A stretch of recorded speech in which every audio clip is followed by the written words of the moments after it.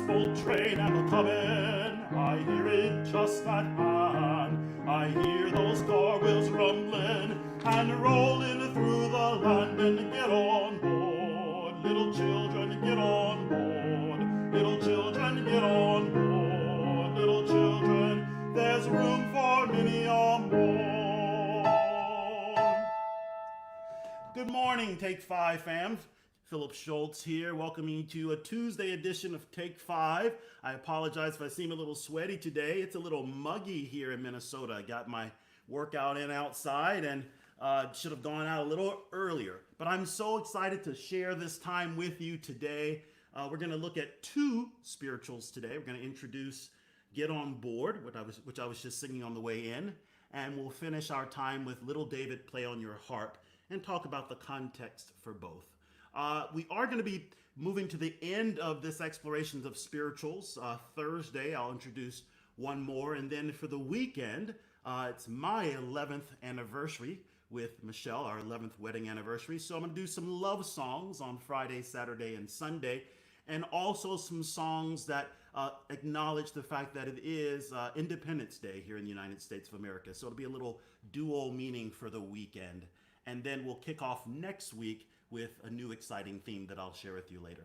So I want to invite you to, first of all, as we get our bodies going, I want you to just do movements, and we're going to put them with sounds. So I'm going to give you, starting here mid-range, we're just going to do 5-tone glides going down. I want you to use your hands, your arms, for these notes. So sing, and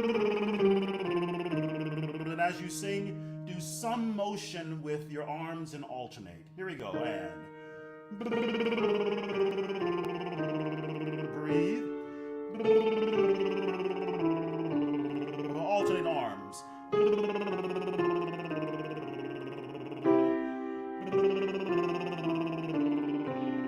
Alternate.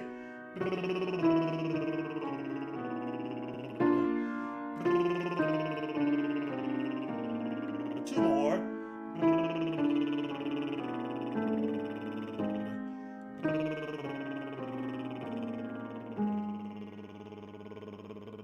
Great, now that we've got the motor waking up here, let's get our bodies ready physically for singing. So just a nice big sunrise. Inhale, exhale it out. One more time. Inhale, exhale it out. This time now, reach your arms above you, clasp your hands together, exhale with your palms facing the ceiling. Exhale it out. Bring those arms out in front of you, palms facing you.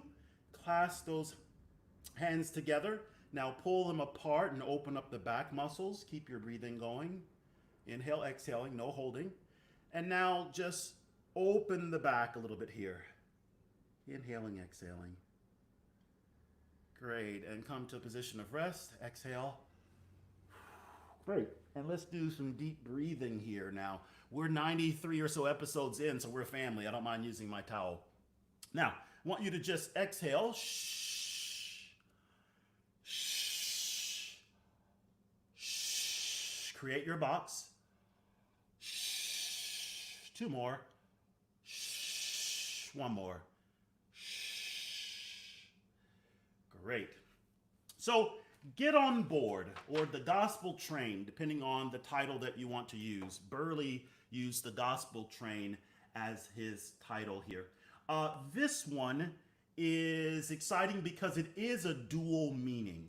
When we talked about the spiritual tradition, we talked about some of them having a purely religious connotation because, giving you context again, the oppressors that brought my ancestors over wanted to indoctrinate them in Western religion, which was different than their religious beliefs and faith practices. And so these missionaries came and taught them biblical stories, particularly Old Testament stories. And my ancestors really found hope in certain aspects of those stories, particularly the liberation, the freedom aspect of a better place, a city called heaven, a chariot in the sky.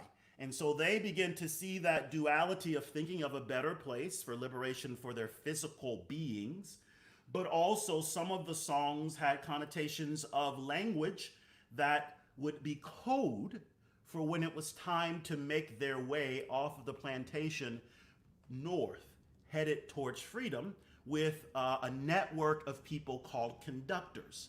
And you know that Harriet Tubman was the most famous conductor of all. There were black conductors. There were also white conductors. We would call them allies now, but those who were part of the movement who wanted to help the enslaved Africans find their freedom by moving north.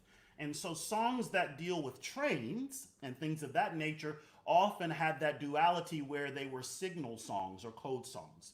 So let's just listen to the refrain for this one today. We're going to do this one again tomorrow because it talks about getting on board children. So here's the melody of the refrain. The gospel train am a-comin', I hear it just at hand. I hear the car wheels rumbling and rolling through the land. And then here's where the refrain starts. Then get on board, little children, get on board. Little children, get on board. Little children, there's room for many a more. And so you'll hear that language of invitation. You know, don't be afraid of your current circumstances. Take a chance and come with us, little children. Get on board. We say it 3 times. Get on board, get on board, get on board. There's room for many more. That invitation is open there. Sing that portion with me here. Just then get on board.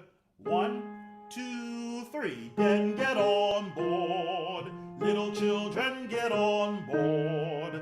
Little children, get on board. Little children, there's room for many or more. Again, get on board. Little children, get on board. Little children, get on board. Little children, there's room for many or more. And what you'll notice in the accompaniment is this kind of rolling, rollicking pattern of the train. Little children, get on board. Little children, get on board. Little children, there's room for many or more. And then the train horn there with the dissonance there. So it's a beautiful arrangement that Burleigh has done, and you can see how these translated so easily to the classical music form here, the classical music scene. So we'll explore the rest of that spiritual tomorrow together as a part of our Kids Wednesday and have some fun with it there, because that is a joyful one. And as we know, the spirituals traditions are not songs that should be sung to entertain an audience or to excite an audience, to wow an audience. They come from a place of not only deep sorrow, but deep meaning.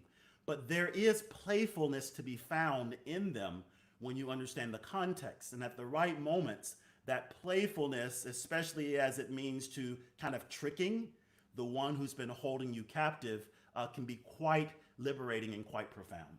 So we conclude our study with Little David, Play on Your Harp. You may know that David was the psalmist in the Old Testament who was considered the songster, the writer of songs, the singer of songs, and played his harp and had a multifaceted personality. There's lots of things about David's story that we can't get into, but David was in a high regard and a high esteem as a singer, as a leader of singing. So you have David playing his harp as the ultimate sign of gratitude, expression of praise. So you can see why this song would be okay to be sung in the presence of the plantation owners and the oppressors. But then you get to the verses where we talk about Moses and going down to the valley and not staying long. My soul got happy and I stayed all day. The idea of that liberation, that I can go to a place where you can no longer control me. And that's why I will play my harp, because I know that I will be free. So let's just sing this straight through and have a little fun with it. There's our harp again. Again, this one is playful. Little David, play on your harp. Hallelujah. Little David, play on your harp. Hallelujah.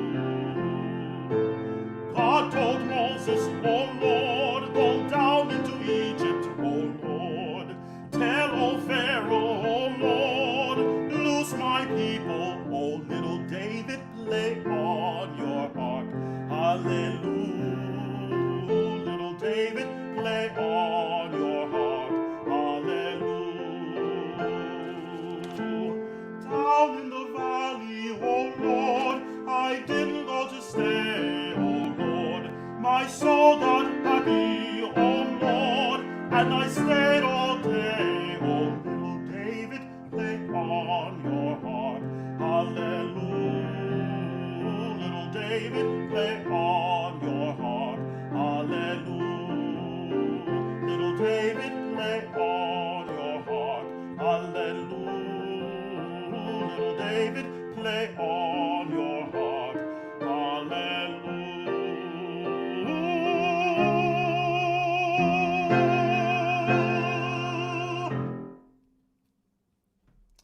Thanks for singing with me today. If you have enjoyed this time of exploring the Negro spirituals as arranged by Harry Burleigh, please let me know in the comments, and so I can determine whether that's something we'll return to at another point in time.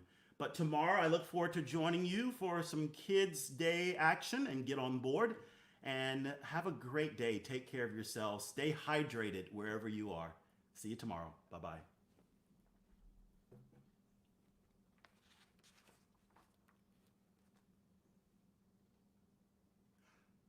Then get on board, little children.